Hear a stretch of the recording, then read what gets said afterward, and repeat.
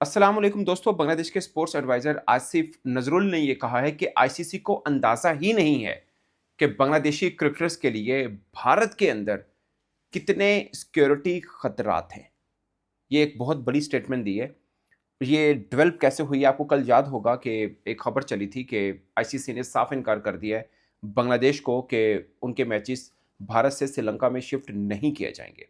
इस खबर के बाद बांग्लादेश क्रिकेट बोर्ड की प्रेस रिलीज आती है और प्रेस रिलीज में वो डिनाइल देते हैं कि ऐसी कोई बात आईसीसी ने हमसे नहीं की, बल्कि आईसीसी ने ये कहा है कि बिला तातुल आपकी पार्टिसिपेशन को इंश्योर किया जाएगा, यानी आप वर्ल्ड कप के मैचेस खेलेंगे, बाकी जो मामलात हैं उसमें आपकी राय भी ली जाएगी। ये बांग्लादेश क्रिकेट बोर्ड ने एक प्रेस रिलीज जारी की थी। मैं एज ए जर्नलिस्ट समझता हूँ कि बहुत हैवी वो या सख्त लफ्ज़ों की प्रेस कॉन्फ्रेंस नहीं थी, काफ़ी डिप्लोमेटिक और श्योर कोटेड वर्ड्स की प्रेस कॉन्फ्रेंस थी, मगर प्रेस रिलीज थी, सॉरी। उस प्रेस रिलीज के बाद स्पोर्ट्स एडवाइजर जो हैं, जिनका मैंने आपको ज़िक्र किया, आसिफ नज़रुल, उनकी बांग्लादेश क्रिकेट बोर्ड के हुकाम के साथ मुलाकात हुई। लगभग 1 घंटा मुलाकात जारी रही और उसके बाद एक मीडिया टॉक कह लें वो हुई, जिसमें आसिफ नज़रुल का जो लहज़ा था काफ़ी सख्त था। अब मैं आपको बताता हूँ थोड़ा समझाने के लिए आम लोगों को जो बांग्लादेश से नहीं हैं। ये आसिफ नज़रुल ही वो पहले बंदे हैं जिन्होंने सबसे पहली स्टेटमेंट दी थी और ये कहा था कि हमने बांग्लादेश क्रिकेट बोर्ड को हदायत कर दी है कि आईसीसी को लेटर लिख दे और ये कह दे कि हम भारत नहीं जाएंगे और हमारे मैचेस श्रीलंका में शिफ्ट कर दिए जाए। ये स्पोर्ट्स एडवाइजर हैं, आप इनको मतलब सरकार कह सकते हैं एक तरह से। यानी इनकी बात सरकार की बात, मतलब जाहिर है जैसे हमारे यहाँ होता है कि स्पोर्ट्स मिनिस्टर है वो बात कर रहा है या इन्फॉर्मेशन मिनिस्टर ये बात कर रहे हैं, उनका स्पोर्ट्स एडवाइजर हैं जो, यानी सरकार को रिप्रेजेंट कर रहे हैं ये। और इन जाहिर है एज ए रिप्रेजेंटेटिव इन्होंने बीसीबी के लोगों के साथ मुलाकात भी की है। अब जितना भी ये मामला होता है तो कोई भी क्रिकेट बोर्ड होता है वही आईसीसी के साथ डायरेक्ट कम्युनिकेशन में होता है और फिर सरकार का एक बंदा उस बोर्ड के साथ कम्युनिकेशन में होता है ताकि मामला एक चेन के जरिए ऊपर तक पहुंचते रहें और फिर ऊपर की हिदायत आगे बोर्ड को कन्वर्ट करते रहें। ये एक एक सिलसिला है जो मैं आपको बताना चाह रहा हूँ। सो आसिफ नजरुल ने जो स्टेटमेंट दी वो मैं आपको पढ़ के सुना देता हूँ। बड़ी सख्त लहजे के साथ उनकी स्टेटमेंट है। उन्होंने बोला, we don't want to play the world cup at the cost of national humiliation. ये उन्होंने बोला। ये बहुत बड़ी बात है, it's a big statement. At the cost of the security of our cricketers, कि हम अपने क्रिकेटर्स की सिक्योरिटी की इस कॉस्ट पे नहीं कर सकते। Spectators and journalist, of course, मतलब बड़े तादाद में। अब ये ईडन गार्डन में मैचेस 3 इसलिए रखे थे बांग्लादेश के कि उनके बहुत ज़्यादा फैंस आसानी से एक्सेस भी कर सकें और आ भी सकें। भारत के लिए उनकी वीज़ा पॉलिसी हमेशा बेहतर रही है, हमेशा माजी में बेहतर रही है, मगर अब थोड़ी फिर सख्त कर दी गई है। तो ये है। बट और आगे से उन्होंने बोला, और eight the cost of the countries dignity. ये बड़ी खास लाइन है। उन्होंने बोला कि हम अपने देश की डिग्निटी की कॉस्ट के ऊपर ना हम ये वर्ल्ड कप नहीं मतलब खेलना चाह रहे हैं। मतलब वर्ल्ड कप जाता है तो जाए भाई साहब, देश की डिग्निटी, वतन की डिग्निटी यानी बांग्लादेश की डिग्निटी हमें ज़्यादा अजीज़ है। यानी अगर हम इन हालात में भारत जाते हैं तो हमारी डिग्निटी सेक्रीफाइस होती है। ये इसका मतलब आप मतलब कान सीधा या उल्टा पकड़ के देख लें, इसका मतलब ये बनता है कि भारत जाना कबूल नहीं है हमें एट द मोमेंट, क्योंकि भारत ने हमारे क्रिकेटर को निकाल दिया। असल मामला वहाँ से शुरू हुआ। ये मैं अगेन एक बार बता दूँ सब लोगों को कि बांग्लादेश को भारत जाने से कोई प्रॉब्लम, भले इनकी पॉलिटिकल टेंशन चल रही थी। ये 18 दिसंबर को जहाँ से बेसिकली मामला शुरू हुआ, एक हिंदू शख्स थे, दास उनका नाम था, और बड़ी अफ़सोसनाक हुआ, उनको तशद्दुद किया गया उन पर।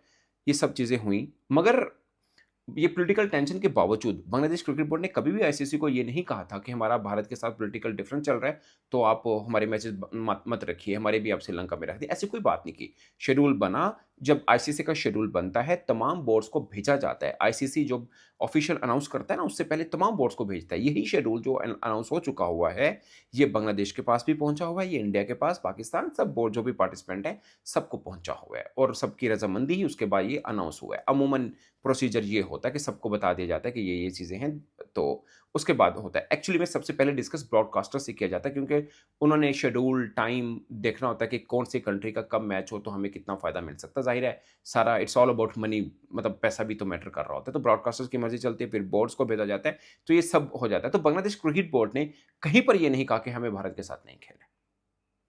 जब मुस्तफ़िज़ुर रहमान को निकाला, उसके बाद असल मुद्दा शुरू हुआ। उन्होंने कहा कि नहीं। अब सोचिए, जैसे बाबर आज़म को निकाला, मतलब मुस्तफ़िज़ ही is a big star in Bangladesh. Actually में वर्ल्ड में भी बंदा बॉलर तो तगड़ा है, इसमें तो कोई दो राय नहीं है। अच्छा बॉलर है वो। उसको निकालना, या आप समझिए कि आपके बाबर आज़म हैं, उनको कोई निकाल दे ऐसे, तो आपके आम लोगों में कितना गुस्सा होगा। और मुस्तफ़ीज़ को लेके बांग्लादेशियों में उससे कहीं ज़्यादा है, क्योंकि मैं 4 बार गया हूँ। Mustafiz is like everything for Bangladeshi cricket fans. उनके लिए बहुत मायने रखते हैं मुस्तफ़ीज़। मैंने साकिब अल हसन के लिए रिस्पेक्ट देखी थी, अगरचे बाद में मुस्तफ़ी मुर्तज़ा के लिए मैंने देखी। यकीन मानिए जब वो कप्तान होता था उसको बेस्ट कैप्टन कहते तो वो अच्छा कप्तान भी था। बट थोड़ा पॉलिटिकल अटैचमेंट की वज़ह से साकिब थोड़ा कंट्रोवर्शियल भी हो गया, मगर शाकिब अल हसन की बहुत मैंने रिस्पेक्ट देखी है। मगर मुस्तफ़ीज़ मतलब ये हट के बांग्लादेश में इसको चाहा जाता है। बट मैं कहता हूँ बड़ा क्रिकेटर है या छोटा, बांग्लादेश का है, ये मैटर करता है कि भारत ने क्यों निकाला? भारत ने इसलिए कहा ना बांग्लादेशी क्रिकेटर है, फारिग करो, आईपीएल में नहीं लेना। मतलब सिलेक्ट बिड में सिलेक्ट हुआ, 9.2 करोड़ में सिलेक्ट हुआ। ऐसा नहीं है जो बहुत से इंडियन जर्नलिस्ट कह रहे हैं कि फारिग प्लेयर है। अगर फारिग होता तो उसके लिए फ्रेंचाइज़ीज़ बिड ना कर रही होती। दुनिया की सबसे बड़ी लीग है। हम कहते हैं भाई साहब आईपीएल बड़ी लीग है, तो उसके लिए बिड कर रहे हैं ना सब। तो वही मतलब बिड में जिस फ्रेंचाइज़ ने लेना वो ले लिया उसने। बाकी उसके पीछे सीएसके भी थी, लाइक एमएस धोनी की फ्रेंचाइज़ भी थी। ख़ैर मुद्दा दूसरी तरफ निकल गया। बट पॉइंट इज़ कि उसको निकालने के बाद ये सारी कहानी बनी है। अब ये बांग्लादेश मैंने लगातार रोज़ाना ही 2-3-4 मर्तबा मैं कम्युनिकेशन रखता हूँ बांग्लादेशी कुछ जो दोस्त हैं उनसे। मैंने प्रेस रिलीज़ जब पढ़ी ना बांग्लादेश क्रिकेट बोर्ड की जो प्रेस रिलीज़ आई थी, मुझे बड़ी फीकी लगी, ईमानदारी की बात है। मुझे बड़ी वो शुगर कोटेड लगी, डिप्लोमैटिक लगी। मैंने कहा ये जवाब नहीं बनता। बड़ा ही ठंडा-सा प्रेस रिलीज़ थी बांग्लादेश क्रिकेट बोर्ड की। उस प्रेस रिलीज़ को पढ़ के मुझे ये लगा था जो कल वाली थी कि बांग्लादेश को आईसीसी ने कहा है कि यार आप मुझे बता दो, भारत के अंदर जो सिक्योरिटी की प्रॉब्लम आपको है हम वो सॉर्ट आउट कर देते हैं। तो मुझे उस बातों में ना उस चीज़ की खुशबू आ रही थी। वैसे डायरेक्टली ये नहीं था, डायरेक्टली ये भी नहीं था कि ठीक है हम आपको श्रीलंका भेज देंगे, मतलब ऐसा कुछ नहीं था। मगर वो मुझे कोई वज़न ही नहीं लगी थी प्रेस रिलीज़। बट आसिफ नज़रुल की जो स्टेटमेंट है और उसके बाद अमीनुल इस्लाम की जो स्टेटमेंट आई है, जो मीडिया से गुफ्तगू की है, वो डडी है, वो तगड़ी है। उसमें साफ मैसेज है। अच्छा एक और सवाल हुआ आसिफ नज़रुल से भी और बांग्लादेश क्रिकेट बोर्ड के सरबराह से भी कि अगर आईसीसी ये कर देता है, वो कहे कि हम आपके मैचेस शिफ्ट नहीं कर सकते श्रीलंका में, तो आप क्या कहेंगे? ये मीडिया ने, बांग्लादेशी मीडिया ने अपने सदर से, बीसीसीआई के सरबराह से, सॉरी बीसीबी के सरबराह से और ये स्पोर्ट्स एडवाइज़र साहब से इनसे पूछा। उन्होंने कहा कि हमें उम्मीद है कि आईसीसी ऐसा नहीं करेगा। मतलब ज़ाहिर है यही जवाब बनता है एट द मोमेंट तो कि ऐसा क्यों कहेगा आईसीसी? बट जब करेगा तो फिर हम देख लेंगे, हम उसके मुताबिक रिस्पॉन्ड करेंगे। मुझे लगता है कि बांग्लादेश क्रिकेट बोर्ड के लहजे में थोड़ी-सी जो उनकी प्रेस रिलीज़ थी, हल्की थी, मुझे थोड़ी नरमी नज़र आई। बट सरकार की तरफ से, बांग्लादेश की सरकार की तरफ से मुझे कोई नरमी नज़र नहीं आ रही है। और एक और बात मैं आपको बता दूँ, जितना लोगों में गुस्सा है, अगर बीसीबी इस बात पे मान गया ना कि ठीक है हम भारत चले जाते हैं, हमारी ये कचरा दूर कर देंगे, हम चले जाते हैं।